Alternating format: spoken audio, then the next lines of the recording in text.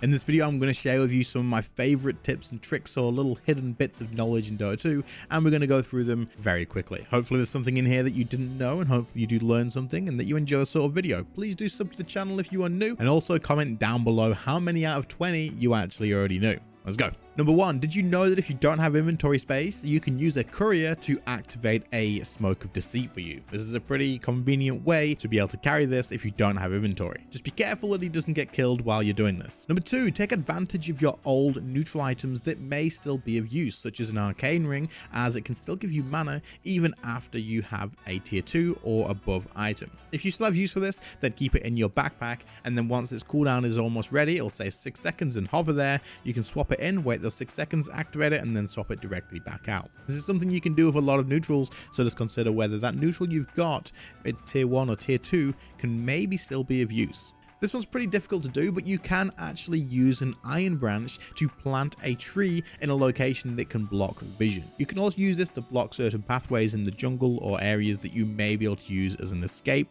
meaning people chasing you will not be able to see you or catch you. You could use this to maybe stop someone from throwing a stun at you, for example Sven, if he cannot see you. But of course, one tree only gives it a little bit of vision block, so it's not going to work all the time. But if you're running through the jungle and there's just one tiny little gap, you run through, you plant the tree, and you cannot be chased, this could definitely save your life. If you have an ally on your team that is trolling you or maybe griefing you with spells such as a Bane using Nightmare or an IO tethering you and teleporting you to the enemy fountain, you can disable help abilities here, which means they will no longer be able to do this to you. Just untick the help box from that specific hero and you'll be absolutely fine. If you see the enemy team pick a hero such as Bristleback or Viper or Spectre or anyone who has an overpowered passive effect, consider getting a Silver Edge or picking a hero that has a built-in break as well. Viper himself has a built-in break in Nether Toxin. I believe that Hoodwink also has a break built in, and there's a few other heroes in the game as well that will also have built-in breaks. However, grabbing a carry that can use a Silver Edge can just be another way to get around this problem. Using Silver Edge will apply break to these heroes, disabling their overpowered passive, making them much easier to kill, especially with Bristleback and Spectre. These heroes go from super tanky to pretty damn squishy for the duration of the break if you do get one of these.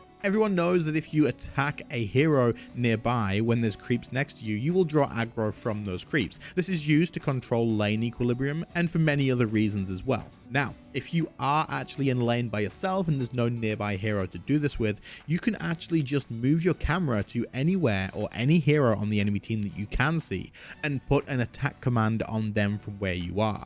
As long as you click the attack command on the enemy hero, the creeps will aggro to you no matter how far away that hero is. This can be useful for heroes like Razor or Axe or anyone who wants to pull the creep aggro for any reason whatsoever from anywhere in the map. It doesn't have to be anyone nearby, and if the enemy mid laner isn't showing, for example, you can pull aggro from the safe or the off lane and you can still move those creeps to where you want them to be. For you fellow Invoker players out there, you can actually stack creep camps and dispel enemy buffs with Tornado. To stack the camps, as long as the creeps are in the air as the check happens, so from 59 seconds to the minute mark, then you will stack that camp, making it nice and easy to do so even if you're late to a pull. As for casting Tornado on enemies, if they have any dispellable buffs, a good example is things like Haste Rune or Double Damage Rune, you will dispel these immediately, just removing it from them, which can be super useful during laning phase or just any point of the game really.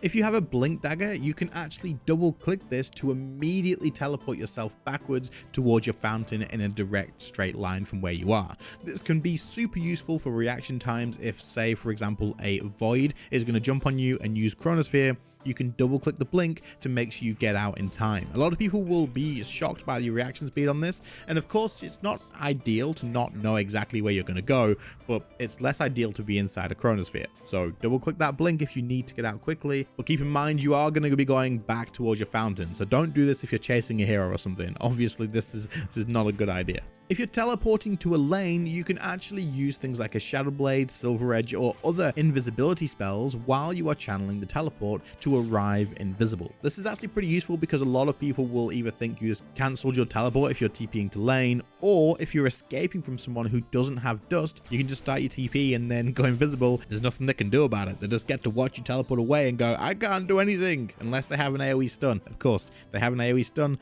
they can technically still stop you. Okay, we are halfway through. Are you still here? If you are and you're enjoying the video so far, please do scroll down and click that subscribe button, as this is a new channel. I am growing it as much as I can, and I am posting as consistently as possible. If you enjoy this sort of content, please do. It would appreciate it an absolute ton. Let's continue. If you know the enemy is doing their Tormentor to get their shard, you can actually try and steal this if you have global spells or some really long range, high damaging spells as well. For example, stealing a Tormentor with Sunstrike, if you know or have vision of this while it's happening, is not that difficult. With a few practices and a few tries, you'll actually get used to when to use the Sunstrike to be able to last hit this, and if you do have vision, it would actually 100% be worth trading a ward to be able to steal a shard from the enemy team. That's a lot of gold difference, and let's be honest, who doesn't want to steal the Aghanim shard from the Tormentor from the enemy team? This feels pretty good. Did you know that if you use a Euls Scepter and have spell lifesteal, any spell damage that you deal while in the air will still heal you? So, for example, say if you're getting killed on Leshrac and you are pretty low, you can activate your Bloodstone and then Euls Scepter, and while you're in the air, you will be healing up and obviously cannot be taking any more damage as well. This can be a life-saving thing, and it's something that people may not expect to happen in the middle of a big fight. It's worth noting that Rikimaru doesn't actually get any free pathing when he goes invisible with his ultimate. If he gets in your way when he is level 6 and has his permanent invisibility, your character will still be blocked. So if you're versing a Riki and your character randomly either changes his path and walks around when like there was something in front of him, or you just get blocked for some reason, always carry dust and always use that dust and kill the little piece of freaking crap every single chance you get. If he blocks your path, you will know about it if you're paying attention. Something to keep an eye on, because every now and again, it may just get you a pick off that you need.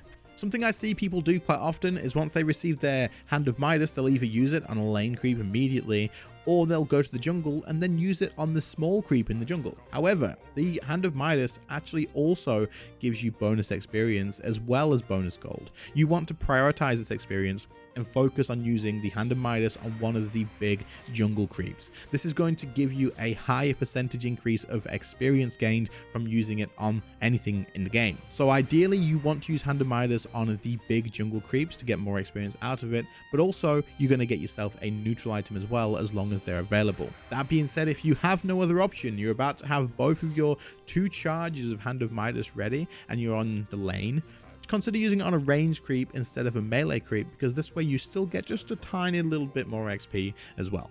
If you are versing Sniper or you're versing Zeus and you are worried that they are going to ult you at the worst time possible, consider grabbing a Smoke of Deceit with you if you have one free. If you're not using them, or if you're a mid laner and you're against these heroes, it can absolutely save your life. What I like to do is carry one of these with me if I'm against one of these heroes, because if you are out of range of any enemy heroes and you know that you are too low and Zeus is absolutely going to ult you, you can use Smoke of Deceit and this will stop it from damaging you. If you're invisible when Zeus uses his ultimate, it will not actually do any damage. It will reveal you, but it won't deal any damage, meaning you'll be okay. The same goes for Sniper, but a little bit more tricky.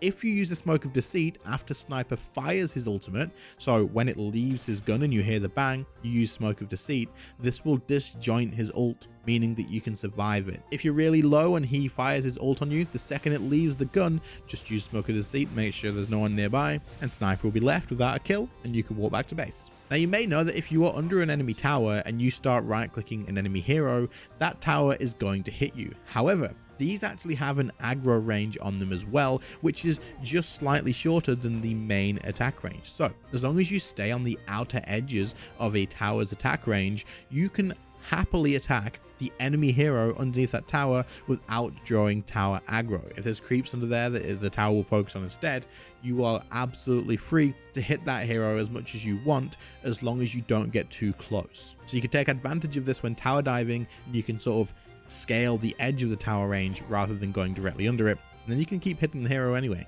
If you're playing Oracle, you can actually take a healing salve with you for when you ultimate yourself or when you ultimate anyone in your team. And then you can use that salve on the person that you've used ultimate on to outweigh the healing and damage just a little bit extra. Even if yourself or your ally that you use the salve on is being absolutely beaten the living crap out of by enemy heroes, it will not dispel, because of course you cannot take any damage while under Oracle's ultimate, and so the salve can't be removed. The whole thing will go through, meaning it is much easier to survive through that because you get all that extra healing on top of Oracle's own healing as well. Early on, it is definitely something to consider, and it could actually change a fight Quite a few times in team fights, I have actually been carrying a Lotus with me, or a greater Lotus, or anything along these lines. Did you know though that Lotuses can actually be fed to allies to instantly give them health regen and mana regen to save them, just like a mango can as well? This can turn the fight, this can save a hero on your team, and it is definitely something to consider to pull off a clutch play if you get the chance. To do this, you will use the control key and then the keybind that the Lotus is on, and then click it on the hero you want to feed it to. They will instantly receive the benefits from this, and it definitely could earn you a tip in game too. Did you know that Witch Doctor's ultimate, which is now pure damage for crying out loud, actually can't hit you if you're using a Ghost Scepter? So if you're getting stomped by a Witch Doctor and he keeps screwing you all over, tell your team to start investing in Ghost Scepters and just make his life miserable. Every time he ults, use the Ghost Scepter, deal with him, and then carry on. If later in the game you get yourself a cooldown reduction neutral item and you are using a hero such as Death Prophet who has a big long cooldown ultimate, you can keep hold of the neutral item even if you get a upgraded version. So say for example you got the Quickening Charm from the tier 3s.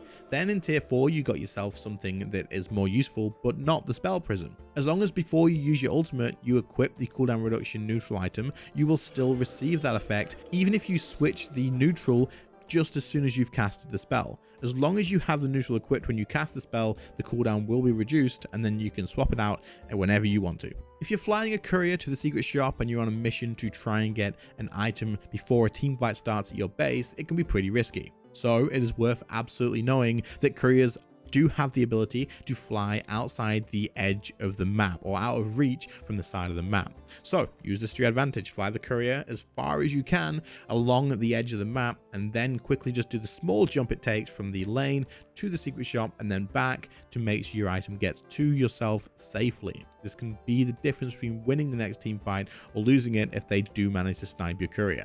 There you go. There is 20 pieces of information that will 100% have value in any of your games in the future in Dota 2. Did you know all of these? Is there any that you can think of that I should have included maybe for next time? And if you did enjoy this, let me know in the comments and tell me, and I will do a part 2 and we'll do another 20 and we'll continue doing this for until I run out of things to share, which will probably be a long ass time. Again, if you did enjoy this video, then please do consider subscribing to the channel and sharing the video with your friends and such, because it will help out an absolute ton, as I am a new creator for Dota and I plan on doing something that's pretty casual, pretty chill, just enjoyable, and we'll be doing many different things as well. Anyway, I hope you did enjoy and I'll catch you all in the next one. Good luck in your games. See you later guys. Bye.